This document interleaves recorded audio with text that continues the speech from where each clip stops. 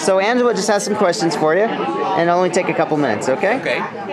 Sure. One of my questions is, do they have Social Security income like we do here in the United States? No, not per se. There is a pension system, but it's not generous like our Social Security system.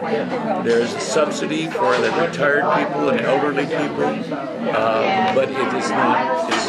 They're not really comparable. The question is, do they have a Social Security system like we have here in the U.S.? No, not that kind of safety net. No. No. It's a poor country. And what about the orphans? People who don't want their children and they just dump them in. We've learned nothing about that. I'm sorry, we were probably a little short on that sort of social service. We only learned about the elderly. We learned about daycare centers because they're all free. Yes. Because most mothers were. Like the elderly daycare center or the retirement community we met, one of the things that we were told is that was a poor black area in Havana, and that they would be sitting in their apartment all day by themselves if they didn't have this center where they could exercise and so on, because the grandkids are in school and the parents are both working. Typical story. Yeah. Before you went to Cuba, did you read any books, whether it's fiction or nonfiction, about Cuba? Well, I've read a lot of good articles over the years, primarily from the New York Times.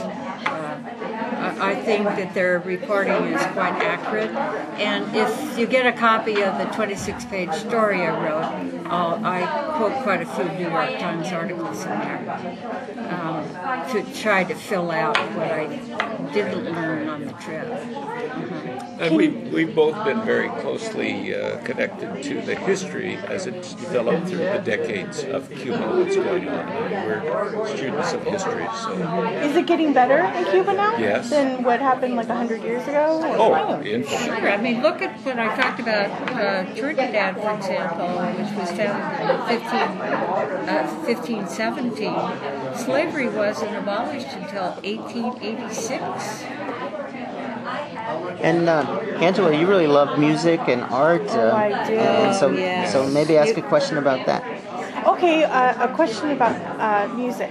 Let's say someone has a beautiful voice, but I guess it's called dictator, or the government decides, no, I don't want you as a singer, I want you as a doctor. I don't think it works that way. Okay. I didn't get the impression that the K through college free education is, I got the impression that you pursue what your interests are, and then you will be assigned a job in that area.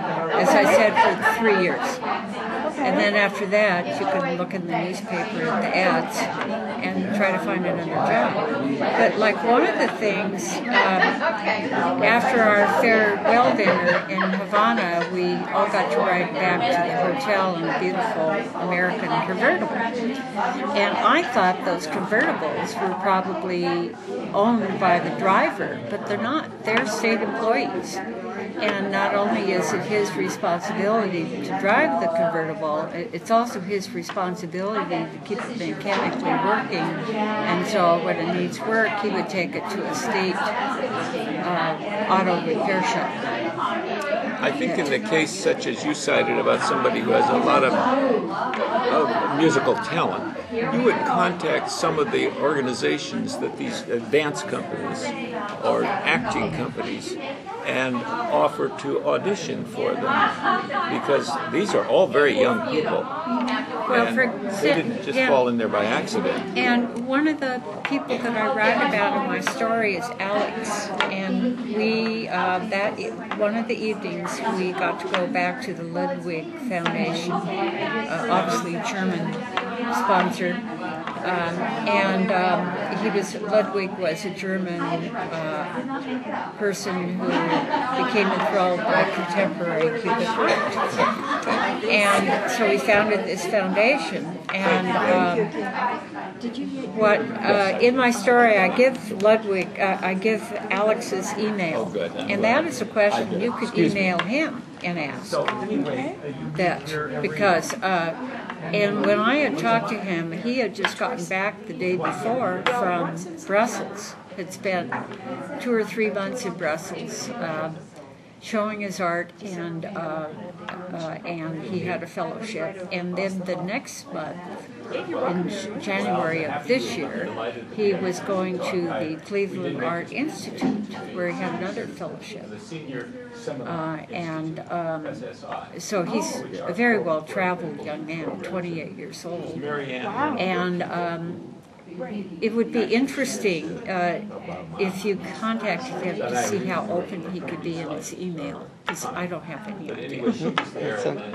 And We don't know the degree of censorship. Maybe last question, Angela. Yeah, one last question is, out of all the vehicles that you were in Cuba, what was the most comfortable ride that you really enjoyed? Oh, of course, our bus, the coach. I mean, it was a real luxury coach with feet rests, and a place for your water bottle, and I don't mean to sound like a spoiled American, because, for example, I've been to India 3 different times, so my love are all the developing countries, and the more exotic the better.